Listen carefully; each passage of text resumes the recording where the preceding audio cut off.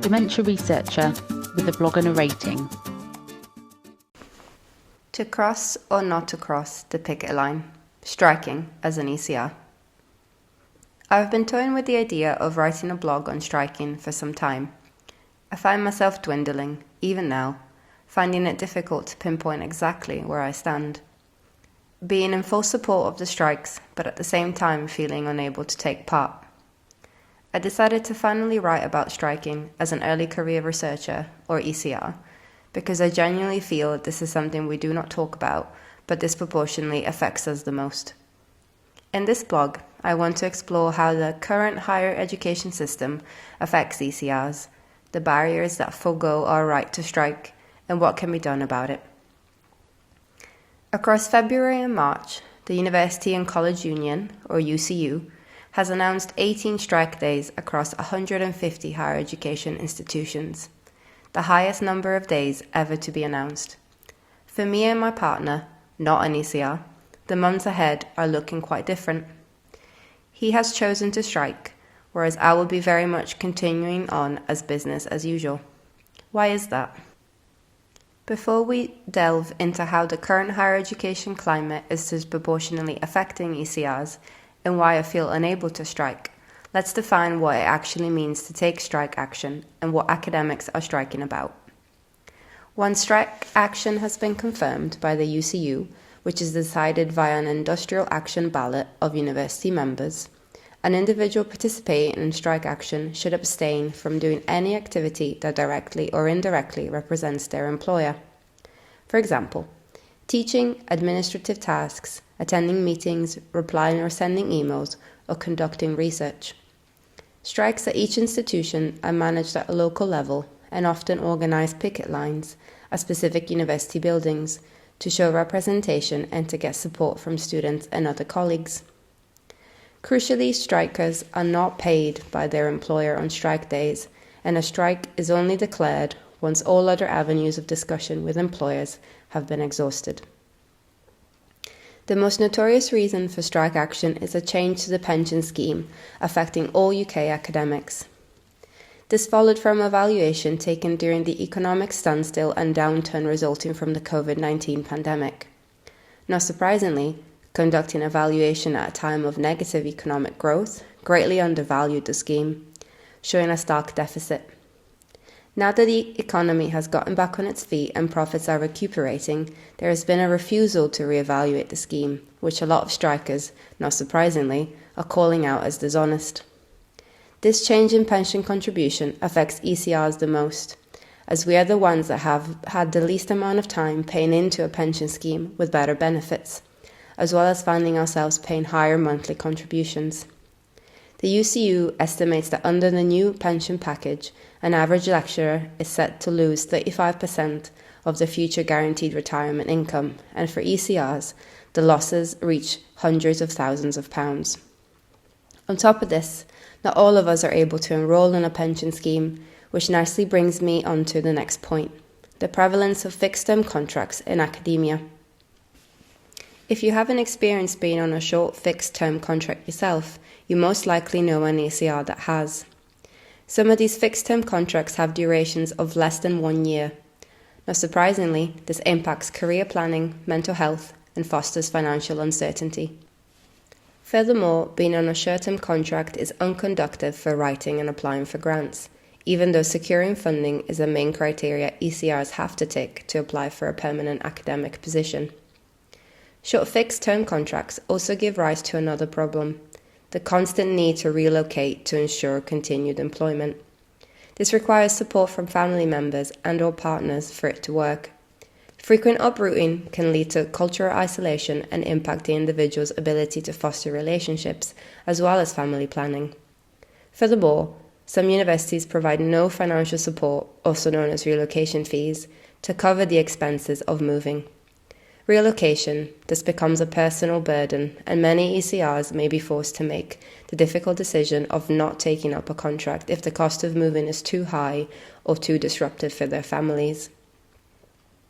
Pay and working conditions are also items on the strike agenda. Pay for ECRs is notoriously lower, even though they undertake the same level of work as lecturers. On top of this, The hours that go into preparation for designing lectures and student support are not paid. They are treated as part of the gig. Furthermore, even if ECRs are contracted to work 35 hours a week, we rarely ever do.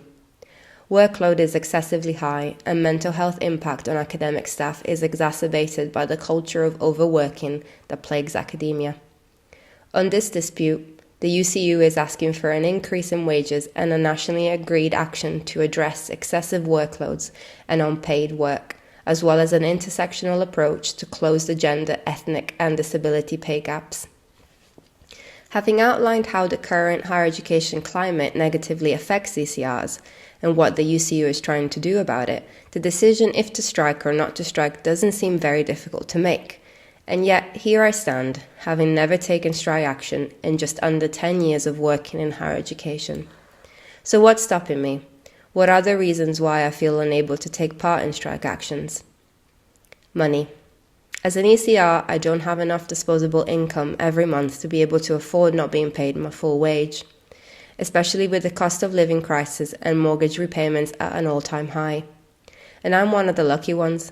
Living with my partner, I'm able to split the costs evenly. To help address this, the UCU does have access to a hardship fund, where members of the union can apply for a top-up to their wage to counteract the loss of income that results from taking part in the strikes. Students and teaching. Taking part in strike action impacts students and their learning. Lectures may be cancelled and under the UCU guidelines shouldn't be rescheduled. Students that require lab supervision might not be able to learn the techniques they require to complete their undergrads or master's project. There is no countrywide or even university-wide response to limiting teaching disruptions due to strikes, providing very different student experiences on strike action. I have always felt a personal responsibility towards my students of teaching them to the best of my ability. Taking this away from them makes me feel guilty. But despite these disruptions, surveys conducted by the National Union of Students, or NUS, show that the majority of students are in support of strike action. Impact on research. This final one is really at the heart of why I feel unable to take part in strike action and has a few different layers to it. Ethics. As a preclinical researcher, I have an additional duty of care in my day-to-day work, and since it's on topic, no, my salary is not higher because of this extra responsibility. Striking for several days for extended periods of time and with short notice is in direct conflict with me being able to provide this duty of care. Furthermore, preclinical research, as with any research, takes weeks and weeks of planning and gradual building. If strike days were to be scheduled on crucial days for my experiments, I simply wouldn't be able and wouldn't want to take strike action, which is in direct conflict with why I should be striking. Career and reputation. As a postdoc, I'm really the driving force behind when, how, and how much work gets done on my project. My PI is, of course, an important player in all of this, but I am the one physically carrying out the work. So naturally, if I'm not in the lab to do it, the work doesn't progress. This is, of course, damaging to the science and to my career. In a world where fellowships or lectureships are hyper-competitive, it very much feels like I would be self-sabotaging. Science is also a very small world, and ECRs are reliant on good reference letters for future employment, which we've already addressed comes sooner rather than later. As a result, striking could be seen as being difficult or not committed to a career in science, inevitably damaging future job prospects. Lab members. As ECRs, we also function and are part of a unit, the lab. If one of us decides to strike, it might mean that others would have to pick up that individual's work or commitments. Adding to someone else's already full plate just doesn't sit well with me. And finally, even though I feel unable to take part in the strikes, it doesn't mean I want nothing to change. So what do I want to see done about it, and what will I do about it? Measures should be taken against the excessive use of short fixed-term contracts. In March 2022, the University of Leeds has committed to halving the use of fixed-term contracts, converting them onto ongoing and open-ended contracts in an effort to create opportunities, boost job security, and support a fulfilled staff community. This is most definitely a step in the right direction, but requires full support from all UK higher education institutes and the UKRI to really implement change on a national scale. Pay needs to be re-evaluated to reflect the current increases in living costs, as well as matching true working hours for all academic staff. The pension scheme needs to be reassessed to offer some degree of stability for ECRs in the future.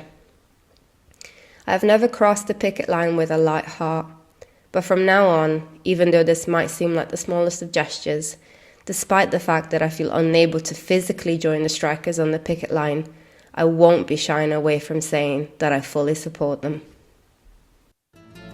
Thank you for listening. Join the Dementia Research bloggers and share your own views.